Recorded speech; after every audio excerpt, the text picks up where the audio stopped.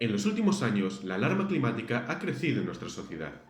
A pesar del negacionismo de algunos que intentan ocultar sus intereses económicos, la comunidad científica habla claro.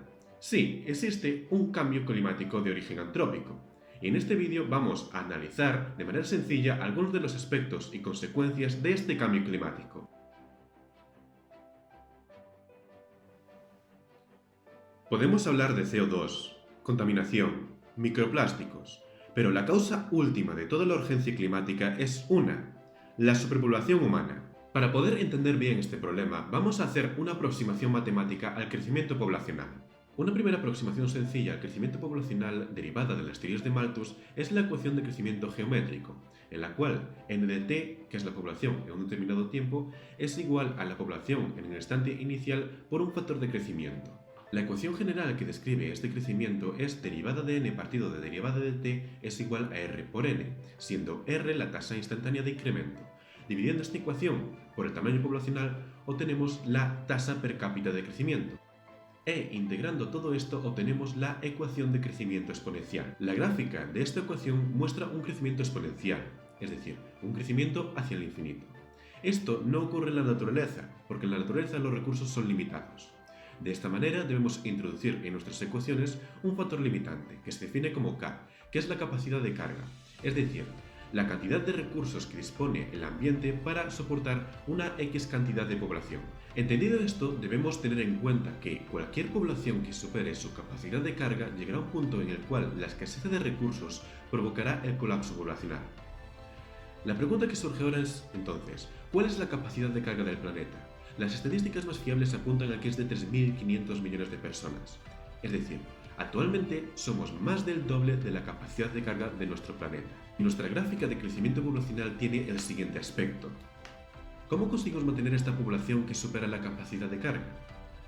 Pues esto es gracias a la industria, la cual puede mantener y producir recursos a un nivel elevadísimo. Un trabajador produce actualmente en una semana lo mismo que un trabajador hace 200 años producía en 4 años. Pero no todo es tan idílico, ya que esta producción se mantiene gracias a un coste energético, que procede en su mayoría de las energías no renovables. Y si tenemos en cuenta que la población cada vez crece más y sin embargo los recursos cada vez son menos, llegará un punto en el cual sea imposible producir más, lo que nos llevará al colapso poblacional. Pero no todas las áreas contribuyen de igual manera. Mientras que en los países desarrollados la tasa de crecimiento puede ser nula o incluso negativa, son los países en vías de desarrollo los focos productores de la población. De los 2.000 millones de personas que se espera que se añadan a la población mundial en 2050, el 95% vendrá de países en vías de desarrollo. Una vez expuesto este problema principal, analizaremos de manera simple hasta dónde se extiende su repercusión.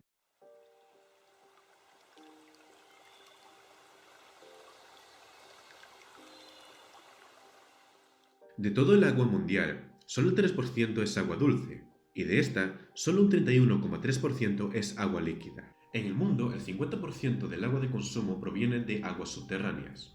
El crecimiento poblacional y el mal uso de los recursos hace que el consumo de agua supere con mucho la tasa de renovación de la misma, provocando hundimientos del suelo o terremotos como por ejemplo el de Lorca de 2009. El consumo doméstico de agua es realmente escaso. Representa el 1% del agua total. Es la industria termoeléctrica con un 48%, seguida de la agricultura con un 30% los mayores consumidores de recursos hídricos. Aunque existen métodos muy eficientes para reducir el consumo en agricultura, haciéndola tremendamente eficiente, el problema resulta de la aplicación de una extensísima agricultura intensiva, de la cual hablaremos más adelante. El hecho importante con el que debemos quedarnos es que en países como Estados Unidos, China, España o México, el agua está siendo extraída a un ritmo mucho mayor del que se está reponiendo. Un ejemplo muy drástico lo representa el secado del mar de Aral. Las plantaciones intensivas de algodón que se realizaron en las proximidades del mar y la extracción del agua para su regadío produjo una reducción del área superficial en un 90% en 50 años,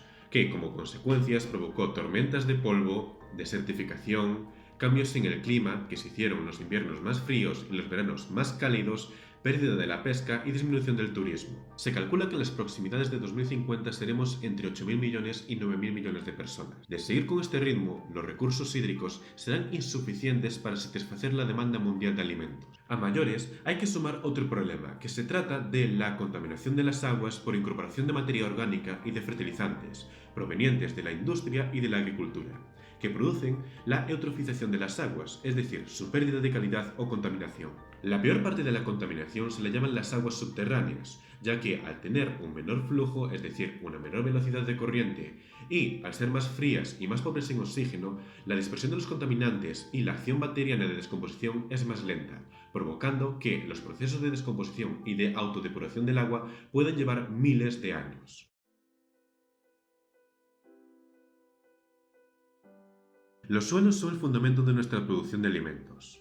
La tierra arable es finita, 1.100 millones de hectáreas, pero como consecuencia del crecimiento poblacional, la cantidad de tierra arable per cápita disminuye progresivamente desde 1961, donde era de 0,32 hectáreas por persona, al día de hoy, que es del orden de 0,10 hectáreas por persona. El principal factor de pérdida de los suelos son las malas prácticas agrícolas, que llevan a la pérdida anual de 75.000 toneladas métricas de suelo. El 30% de los suelos agrícolas está dañado irreversiblemente. El problema aumenta en la medida de que esta destrucción de los suelos obliga a usar cada vez más fertilizantes inorgánicos, que en su mayoría acaban en las aguas, dando lugar a procesos de eutrofización. Existen ya múltiples ejemplos de destrucción de los suelos, como por ejemplo el de las llanuras americanas entre el 1930 y el 37 y de Australia como consecuencia del sobrepastoreo. La tala forestal del Amazonas para formar suelos agrícolas es una idea nefasta, ya que en nuestros bosques tan productivos toda la materia orgánica está en las formas vegetales y vivas. El suelo es realmente pobre, lo que da lugar a la pérdida irremediable de estos sustratos. Otro problema importante en la pérdida de los suelos se trata de la salinización de los mismos, como consecuencia o bien de un mal drenaje o bien del uso de agua con sales, como ocurre en zonas semiáridas y que tiene una gran importancia en España, concretamente en la huerta murciana, como veremos más adelante. La pérdida de los suelos lleva a la desertificación. Un tercio de nuestro planeta está ocupado por desiertos, y un 19% está en amenaza de convertirse en los mismos, implicando sobre todo a Asia y a África, pero también incluye países desarrollados importantes como por ejemplo España.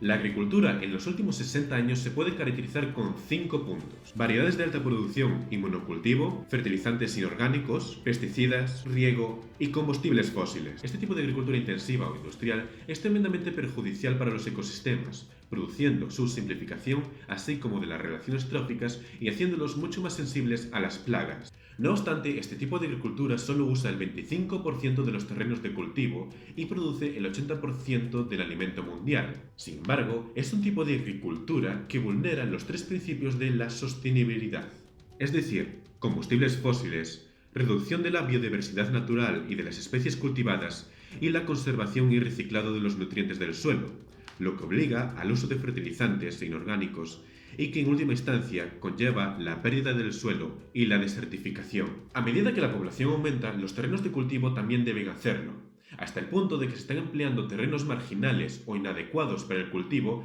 para producir alimentos. A pesar de todo, el suministro de alimentos en muchas regiones del mundo es insuficiente. Una de cada 6 personas de países menos desarrollados vive con hambre crónica o desnutrición. Aproximadamente cada año, en el mundo, 500.000 niños se quedan ciegos como consecuencia de falta de vitamina A, y durante el siguiente año la mitad de estos mueren. Aproximadamente 1.000 millones de personas tienen problemas de salud derivado de la escasez de alimentos, y otras 1.000 millones de personas tienen problemas de salud por todo lo contrario. Cierto es que la Revolución Verde permitió entre 1960 y 2010 triplicar la producción de alimento, pero a pesar de esto, la producción per cápita ha disminuido sin parar desde 1985. Además, no toda la producción agrícola es para consumo humano directo. Tan solo el 45% se destina a este fin. Un 38% se destina a la ganadería y un 17% a la producción de biocombustible. Aquí entramos en un debate muy en boga en los últimos años: la ganadería o el consumo de carne. Entre 1961 y 2010, la producción mundial de carne se multiplicó por 4, y el consumo per cápita se multiplicó por 2. No obstante, se espera que para 2050, a medida que países en vía de desarrollo alcancen el nivel de bienestar, este consumo se duplique. Aquí entra en juego un debate muy interesante y controvertido de los últimos años, que es el tema del veganismo. Para poder entenderlo, debemos hacer una aproximación al costo de la producción de carne a nivel mundial. Convertir 1 kilogramo de carne magra de vacuno tiene un coste de 7 kilogramos de grano. En la porcina, 1 kilogramo de carne cuesta 4 kilogramos de grano. En la avícola, 1 kilogramo cuesta 2,2 kilogramos. Y en la acuicultura, 1 kilogramo cuesta aproximadamente 2 kilogramos. La ganadería produce entre 65 y 100 gigatoneladas de metano anuales y es la responsable de la producción del 30% de los gases de efecto invernadero.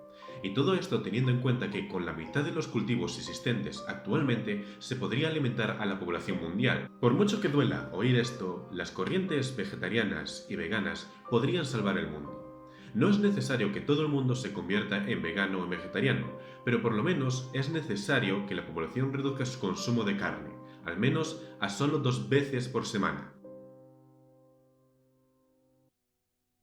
Desde finales de 1700, es decir, desde la Revolución Industrial, se produjo sin descanso la entrada y acumulación en el ambiente de un enorme número de sustancias químicas, tanto sintéticas como naturales, muchas de las cuales se acumulan en los sistemas ambientales generando una nueva realidad ambiental para los organismos. Tal vez uno de los tipos de contaminación ambiental más conocida sea la contaminación del aire, que produce anualmente alrededor del mundo 4,2 millones de muertes prematuras. Aunque esta no es la única, todos con importantísimos efectos sobre la salud, como es el cáncer del que hablaré en otro vídeo. No obstante, lo más importante es entender que afecta sobre todo a los ecosistemas y las relaciones ecosistémicas, pudiendo provocar en ocasiones reacciones en cascada con efectos nefastos. Dentro de este bloque de contaminación entra en juego quizá uno de los temas más controvertidos del vídeo, que se trata del sistema capitalista de Wall Street, o también conocido como capitalismo salvaje. Este tipo de sistema se basa en obtener siempre el máximo beneficio a costa del bienestar del empleado y del coste medioambiental. La gente otorga siempre un valor al oro, a la madera, al estaño, a diversos materiales, sin tener en cuenta de que existen otros recursos muchísimo más valiosos. Este tipo de recursos son los servicios ecosistémicos. El valor de estos servicios que nos da la naturaleza es incalculable y son, por ejemplo, el aire que respiramos, el agua que bebemos o la descomposición de los desechos. Cosas que, aunque parezcan muy simples, están en serio peligro, y de ellos depende nuestra vida y la de millones de organismos. Todos somos conscientes de qué tipo de corrientes ideológicas están asociadas a este sistema económico, donde lo importante es el beneficio a corto plazo, ya que unas legislaturas solo duran 4 años, sin tener en cuenta el coste a largo plazo. Hace unos meses, con la llegada de Bolsonaro al poder, publiqué este artículo. En él avisaba de la relación entre los gobiernos conservadores y la protección del medio ambiente. Bien, unos meses más tarde el mundo se conmocionó a ver arder el Amazonas, una de las mayores reservas de biodiversidad mundial quemada para hacer cultivos, que mermarán una tierra ya pobre de por sí. Y aquí, en nuestro país, las cosas no van mucho mejor. Cuando escuchamos a políticos decir que echan de menos los atascos, cuando prefieren reparar la Catedral de Notre Dame o cuando publican cosas como estas. Concretamente, el líder de esta formación, Santiago Abascal, en una entrevista en la que le preguntaron sobre el cambio climático, dijo que no podía opinar porque no tenía información.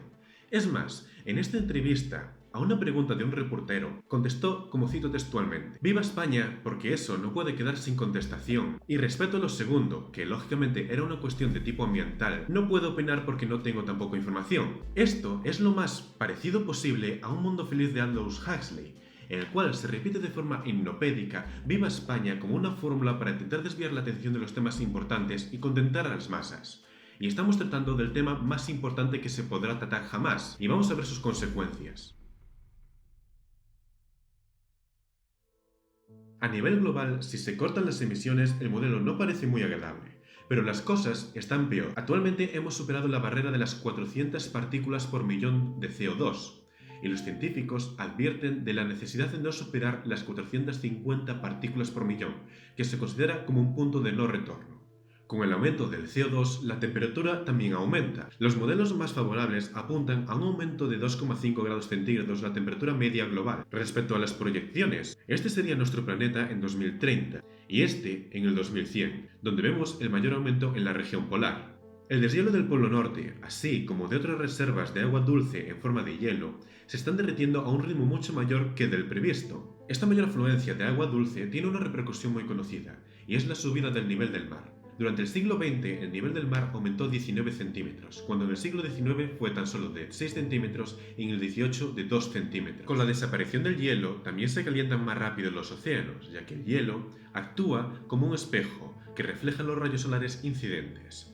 De este modo, al desaparecer el hielo, también se acelera el proceso de deshielo. En las proximidades del año 2100, con la desaparición completa de las masas de hielo, combinado con la mayor temperatura del planeta y la mayor absorción solar por parte de los océanos, que producirá una mayor expansión térmica, el aumento del nivel del mar podría estar entre 2 a 7 metros más que en la actualidad, afectando a millones de personas que viven en las costas e inundando terrenos de cultivo, haciéndolos aún más escasos. Otro efecto del deshielo que muy poca gente conoce es que la mayor afluencia de agua dulce de las regiones polares, aparte de bajar la temperatura del agua oceánica, también desciende su salinidad, afectando a la cinta transportadora oceánica, la cual juega un papel importantísimo en el mantenimiento del clima en muchas regiones del mundo. Los efectos están muy bien explicados por Al Gore en su documental Una verdad incómoda. Al final de la última época glacial, cuando el último glaciar retrocedía en Norteamérica, el hielo se derritió y en Norteamérica se formó una gigantesca masa de agua dulce. Los grandes lagos son los restos de ese enorme lago. Se formó un gran dique de hielo en la costa este, y un día se rompió. Y toda esa agua dulce salió precipitadamente abriendo el lago San Lorenzo, diluyendo el agua salada, densa y fría, convirtiéndola en más dulce y ligera, por lo que dejó de hundirse, y esa bomba se cerró. Cesó la transferencia de calor, y Europa entró en otra época glacial durante 900 o 1000 años. Los cambios de condiciones entre las que tenemos aquí hoy y las de una época glacial se produjeron en tan poco tiempo como unos escasos 10 años. Ese es un salto repentino. Bueno, todo eso no volverá a ocurrir porque los glaciares de Norteamérica ya no existen. ¿Hay algún trozo grande de hielo por ahí cerca? Oh, sí. Para acabar con este bloque del deshielo, existe otro dato muy preocupante. En las regiones polares o próximas al polo, existe un tipo de suelo llamado permafrost, el cual, como su propio nombre indica, está permanentemente congelado. En este tipo de suelos, los procesos de descomposición de la materia orgánica se ralentizan o son nulos.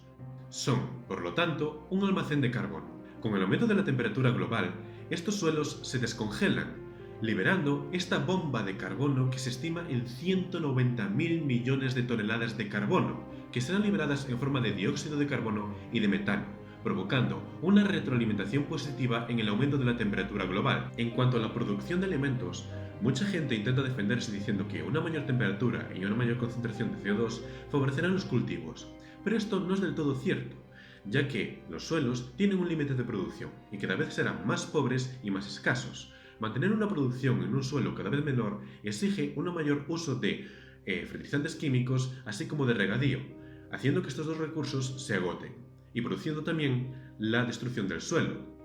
Este proceso de destrucción de los suelos reforzará el proceso de desertificación, ya que un aumento de 4 grados centígrados de la temperatura media incrementará entre un 30 y un 40% la evapotranspiración potencial, mientras que la precipitación, que serán mucho más escasas, intermitentes y torrenciales, no lo harán en el mismo grado. La consecuencia es la expansión de los desiertos hacia los polos y hacia el ecuador. De nuevo, tenemos menos terrenos de cultivo. En último lugar, un aumento de la temperatura también favorecerá una mayor cantidad de ciclos de generaciones de los insectos, haciendo que las plagas sean mucho más frecuentes. De nuevo, tenemos menos cultivos. Entonces, cuando los recursos sean tan escasos, la capacidad de carga descenderá, y toda esa población excedente tendrá que desaparecer de una manera u otra, pero no será nunca nada agradable. En nuestro país las cosas no pintan mejor. Los modelos climáticos apuntan a un aumento de 5 a 6 grados centígrados de media en la península y en el Mediterráneo. Las precipitaciones disminuirán de manera muy importante. En regiones del norte, como Galicia, a finales de siglo lloverá unos 100 litros por metro cuadrado menos cada año, y las regiones del sur se convertirán directamente en desiertos. En la huerta murciana, como consecuencia de la subsidencia del agua en los acuíferos subterráneos, se está produciendo una infiltración de agua marina, es decir, de agua salada, en estos acuíferos, con la cual se está produciendo el regadío, haciendo que la Tierra se esté convirtiendo en una tierra cada vez más muerta. A su vez, a medida que aumente la temperatura del Mediterráneo, los fenómenos como la gota fría o las danas serán mucho más frecuentes y mucho más intensas. Hace unos días nos sorprendía que, a 700 kilómetros de la costa de Galicia, se formó un huracán. Pero este tipo de noticias, a medida que avance el siglo, serán mucho más habituales y comunes. Con el aumento de la temperatura, los artrópodos transmisores de enfermedades tropicales, como son por ejemplo el dengue, se extenderán por toda la península. El aumento del nivel del mar afectará en España directamente a más de 200.000 personas antes de 2050. Y en nuestro país, como consecuencia de la contaminación del aire, mueren de manera prematura entre 10.000 y 50.000 personas cada año. Así que esas personas que siguen la filosofía de Goebbels de que una mentira repetida varias veces se convierte en una verdad, esas personas que sacan pecho diciendo que quieren tanto a su país y a los españoles, realmente con sus acciones y sus declaraciones están demostrando absolutamente todo lo contrario. Esto va mucho más allá de cualquier ideología política. Se trata de humanidad y de respeto a la naturaleza, que nos ha dado la vida. Porque cuando a la puerta de nuestras casas haya un desierto, o nuestros hijos o nietos se mueran de hambre o de una enfermedad tropical, no habrá bandera lo suficientemente grande que tape tanta desolación, ni un Viva España tan fuerte que pueda ocultar el grito de dolor de una tierra que se muere.